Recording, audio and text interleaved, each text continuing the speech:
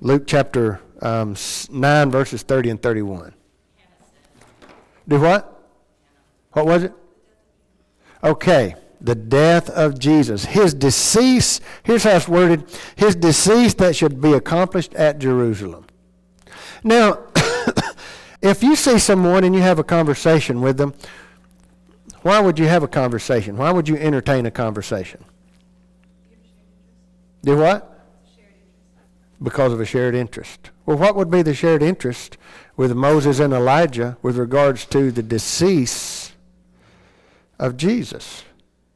And the Greek term that's translated decease is the word that in the English would be exodus or exit.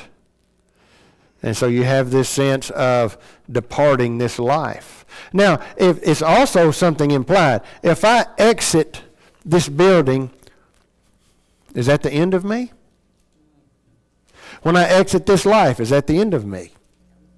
And so there's something implied there. That Jesus' decease is just the exiting from point A to point B. There's something else. What is going to become of Christ whenever he is deceased and exits from the world? What's going to take place? Okay, taken up in glory, Acts chapter 1. How is he taken up? By the clouds of heaven. Where does he go? Okay, open your Bibles to the book of Daniel chapter 7. I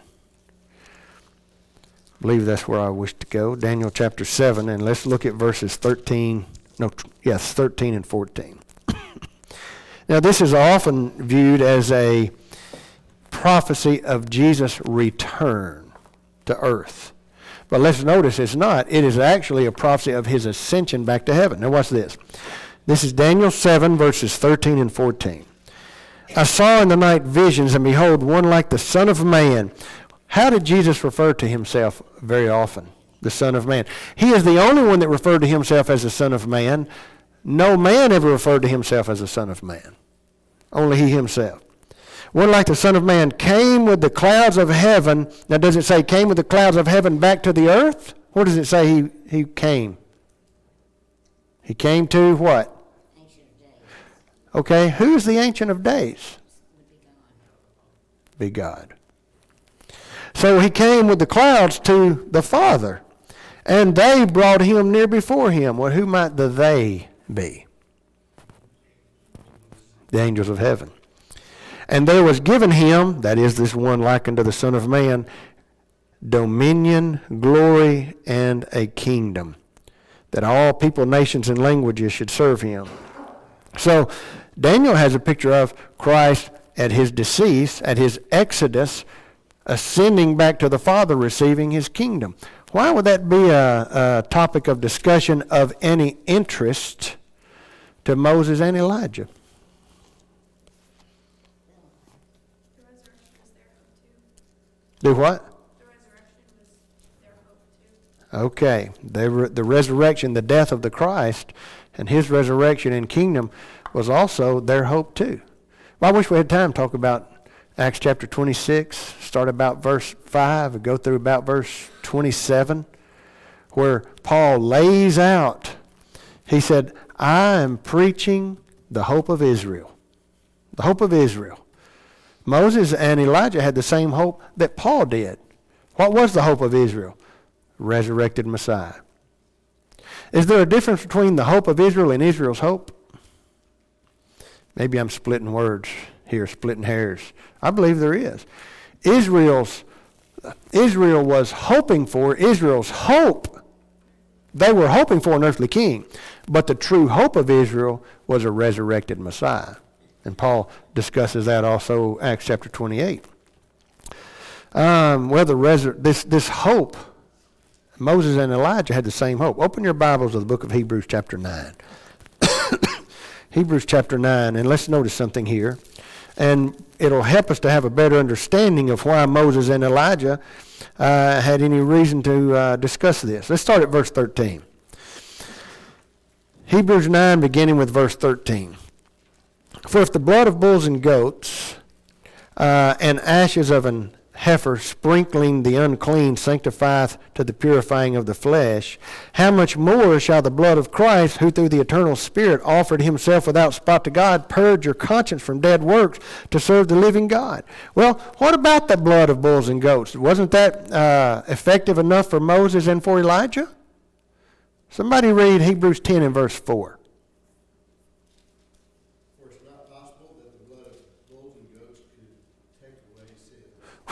Well, poor Moses and Elijah, they're gone before the cross. So the blood of bulls and goats that were offered on their behalf, that they offered on their behalf, or rather that the priesthood offered on their behalf, doesn't do them any good. But watch verse 15 of Hebrews 9. And for this cause he, that's the Christ, is the mediator of the New Testament, that by means of his death, for the redemption of the transgressions that were under the first testament, they which are called might receive the promise of eternal inheritance. And so the blood of Christ shed on the cross made effective, so to speak, or made good then those sacrifices. And we often hear the illustration, the blood of Christ flows forward, but it also flowed backward. And so Moses and Elijah would have a great interest in conversation of Jesus with regards to his decease, because they had been anticipating and waiting and hoping for that, the same as all of Israel had. Because the true hope of Israel was a resurrected Messiah, even though perhaps they may not have realized it. All right, any thoughts on that? Eli? Just going back to that term, that Exodus term, obviously we can correlate Moses with the Exodus and receiving the kingdom, which was in Canaan at the time. So there was a lot of similarities between his kingdom that he received in the land of Canaan and obviously the kingdom that Jesus was going to receive upon his Exodus, his being deceased.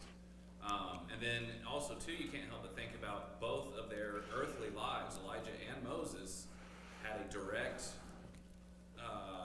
or God had a direct hand in both of them. Moses being buried by God himself, and then obviously Elijah taken up in the chariots of fire. So, again, that conversation, love to have been a fly on the wall to hear that, but just the way that God dealt with them while they were on earth is very similar to Jesus and him dealing with his own Father while he was on earth as well. Okay. Certainly that land of Canaan was promised, that part of the land promised, Genesis chapter 12. I believe verse 7 is the promise of the land. It wasn't necessarily a kingdom so much as that land, which ultimately became the kingdom of Israel. Moses, unfortunately, not able to go in because of his disobedience to God. Cody? I was going to add 1 Peter 1, verses 10 through 12. It's a good scripture to take note of in our discussion about them seeking to know and understand what those prophecies meant, when they would be fulfilled. Okay. Okay. So the prophets searched what manner of time the Spirit which was in them did signify when he spoke of those things which should afterward come. And it was revealed to them that not in their day, but Peter said, but in ours. And so when Isaiah was writing what we know as Isaiah 53 and the suffering servant, he perhaps, reading over it, wondered, as even did the Ethiopian eunuch in Acts chapter 8, who is this? And he wondered, when is this? And how is this going to take place?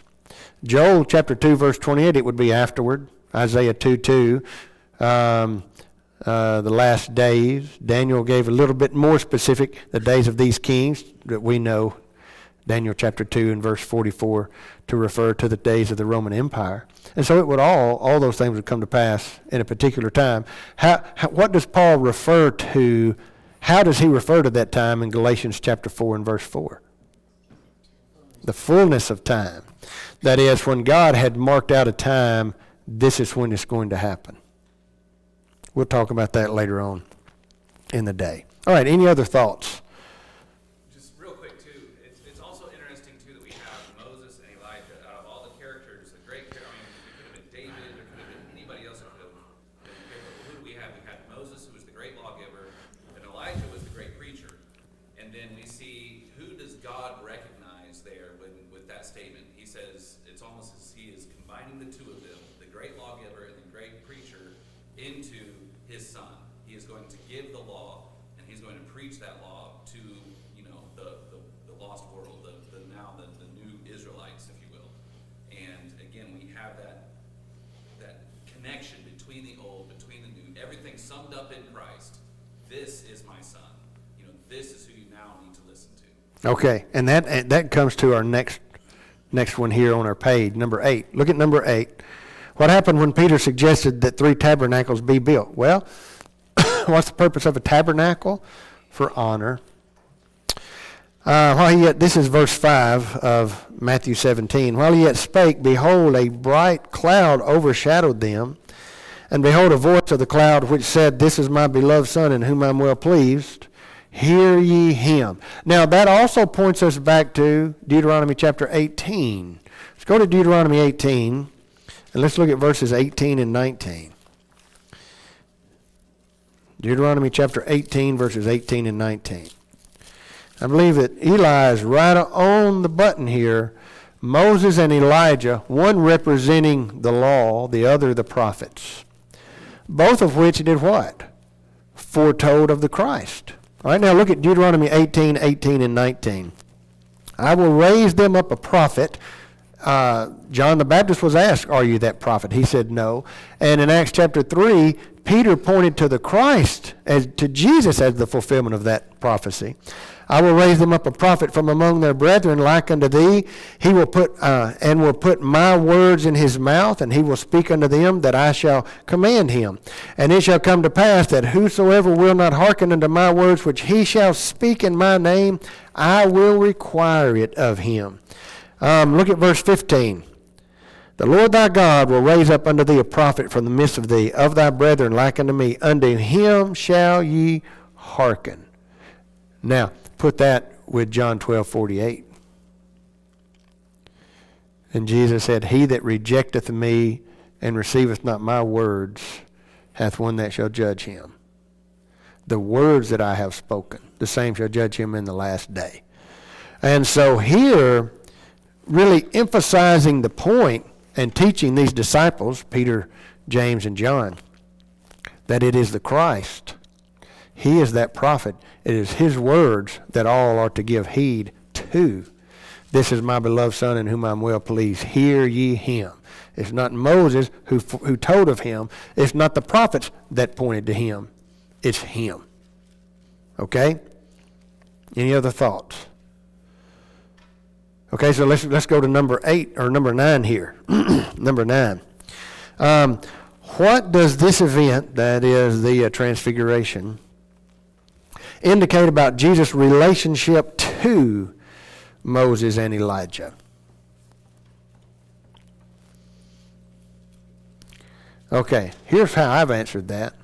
He is superior to them. He is superior to them. Why is he superior?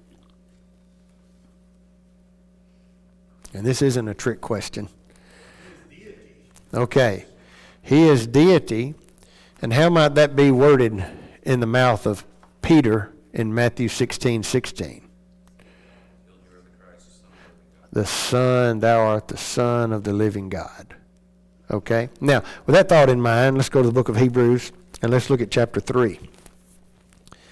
Hebrews chapter 3, and we're going to look at verses 5 and 6. The book of Hebrews is a great book, and it emphasizes the superiority of Christ and the gospel with great encouragement to those Hebrew Christians not to leave Christ and the gospel and go back to Judaism.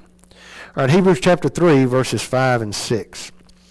And Moses verily was faithful in all his house as a servant for a testimony of those things which were to be spoken after. But Christ as a son over his own house, whose house we are. Who's superior, the servant or the son? The son. Why? Because the son is over the house, the servant is under the son in the house. And so you see that. Notice also Mark chapter 1. Let's notice something here, verse 7, and these are the words of John the Baptist. But it puts into perspective the relationship Jesus to John, but we also can see with Moses and Elijah would be the same. And that's what we're talking about here in this picture of the transfiguration. All right, somebody read Mark 1 and verse 7. And he preached, saying, There comes one after me who is mightier than I, whose sandal straps I am not worthy to stoop down and loose. Okay. What is so significant about that closing statement?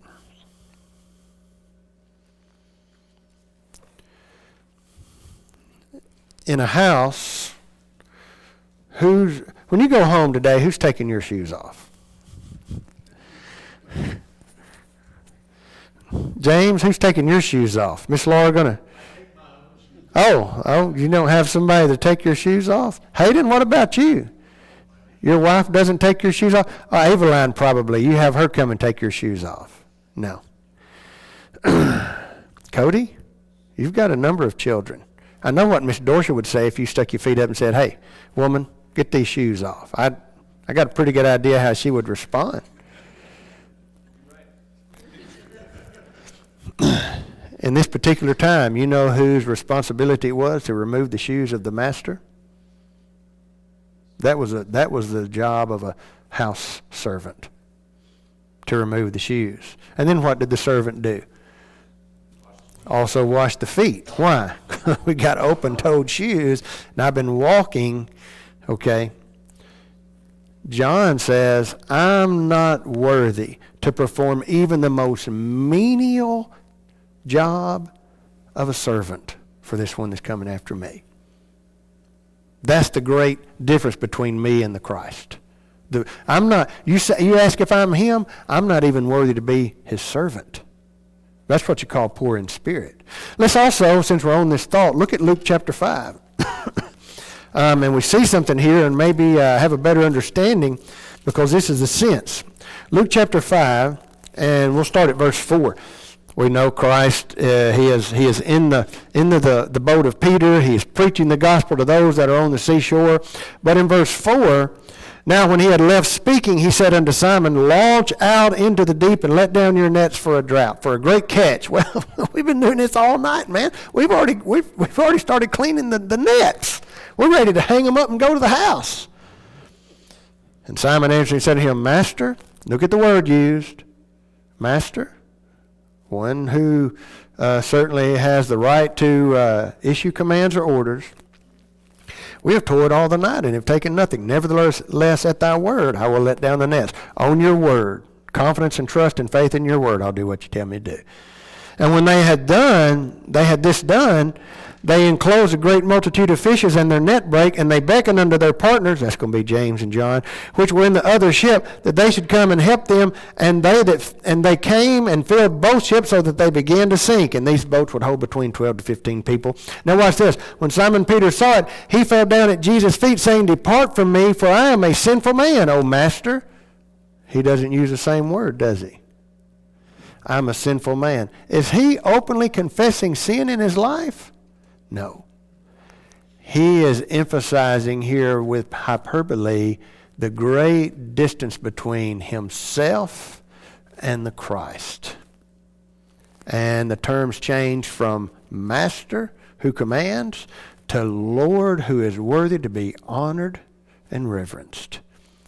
And you certainly are worthy to be honored and reverenced by me, because in comparison to you, I am, what's the term? A sinful man, but not you. That is the relationship of Jesus to man. Let's go to Hebrews 2. I think this is where I want to go. If not, maybe somebody will know. Where's the text where he is holy and harmless and without sin? I thought it was in Hebrews 2, but I don't see it here. I thought it was 17. If someone finds it, then you can let me know. Okay, Hebrews 7:26. Thank you. Okay, here we go. For such an high priest became us, who, this is talking about Jesus, is holy, harmless, undefiled, separate from sinners. Look at that. Separate from sinners. He's nothing. He was tempted in all points like as we are, yet separate from us. He wasn't like us, and made higher than the heavens. So what is the relationship? What is indicated here with this relationship to Moses and Elijah? Jesus' superiority, his holiness, his sinlessness, his nature in comparison, in contrast to man. Was Jesus man? Did he take on flesh? Was he humanity? Yes. But was he also deity? Yes. You know, in Ephesians chapter 5, Paul refers to Genesis chapter 2, I think maybe verse 27. For this cause shall a man leave his father and mother and cleave to his wife, and they two shall be one flesh. And then after that he says what? This is a great mystery. I don't really understand how two can become one. But he says, but I'm teaching about Christ in the church. Whenever we read Jesus was deity in man, this is a great mystery. And it's difficult for us to wrap our minds around it completely. But for the finite mind to understand an infinite God is impossible. Okay, any thoughts before we move on? Because I want to spend a little bit of time on this next one also. This is my number 10. Okay. We got enough time maybe to get through this number 10 and 11. All right, number 10. According to Jesus, who is greatest in the kingdom? Okay, the lowest, one who is humbled like a child. All right, let's go to that text, Matthew chapter 18. And let's look at it because there are really two things I think worthy to be emphasized here. Matthew chapter 18, and let's just start at verse 1 to get the context. And this would be the parallel to this in Luke is Luke 9. Let's notice here. Matthew 18:1. At the same time came the disciples unto Jesus saying, who is the greatest in the kingdom of heaven? All right, now, y'all hold what you got. And I'm going to turn to Luke 9. Now notice this. This is 9:46, Luke. Then there arose a reasoning among them, which of them should be the greatest? Who's going to be the greatest in the kingdom? The question is not just who in general, but who among us. That's the heart of the question. The 12 are asking, which of us is going to be the greatest in the kingdom? Had not Salome, the mother of James and John, if they had not yet, would approach Jesus and ask what? Cause that my two sons, one sit on your left hand and one on your right hand, when you come into your kingdom. What was the anticipation? Seriously? What was the anticipation of the Jews with regards to the kingdom?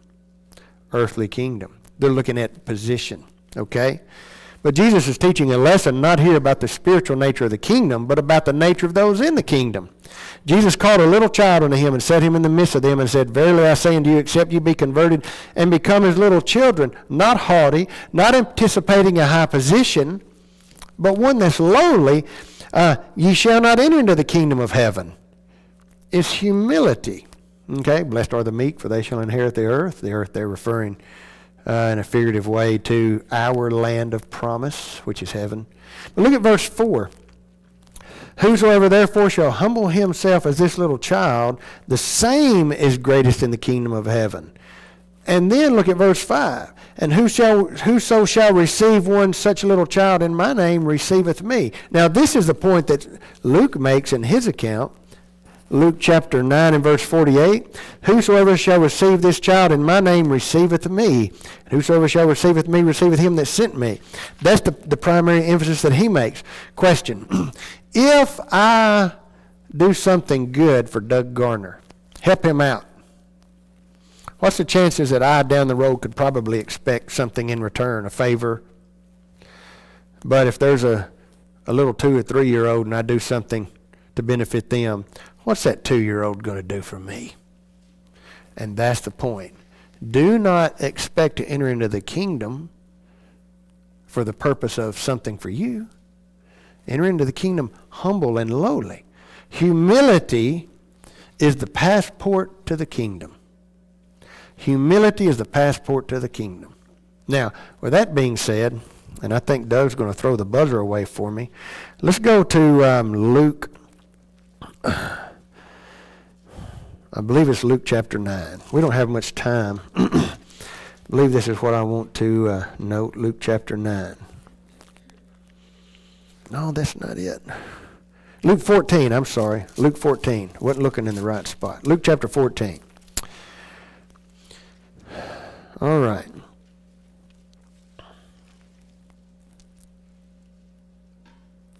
This also is not the text that I want. Where is the parable of the great feast?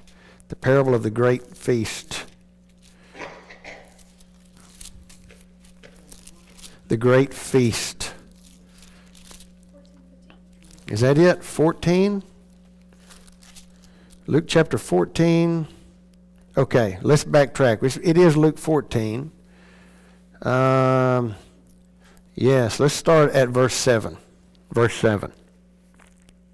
Okay, I couldn't see the forest for the trees here. Luke 14, start at verse 7. And he put forth a parable to those which were bidden. Now, there had been a feast prepared. Those were invited. When he marked how they chose out their chief rooms, the King James says seats. Okay, if you're going somewhere, you're going to see a show, your favorite entertainer, where do you want to sit? You want to get as close as you can. Why? You want the best seat in the house, right? Quite often, and I've learned this isn't necessarily always the best, but quite often, when it's time to eat, where do folks generally like to be? At the front of the line. Because it's potluck, hey, I've got my eye on that dish. And if I'm not at the front, I know it's going to be empty because everybody also wants some of that. So I've got to get at the front. Well, if Jesus of Nazareth, Jesus the Christ, who had been preaching and teaching the kingdom of heaven is at hand with great wisdom and had been healing and even raising the dead, was invited to a feast, and you also were invited, where do you want to sit? Just as close as you can. And he sees here, here's a teaching opportunity for humility. How much time have I got? Is that it? Okay. So we're going to mark right here, and we'll come back right here Wednesday and finish this up. This parable, literally. And then we'll probably jump to lesson 9. I've got Luke 4:7 written right down here in front of me.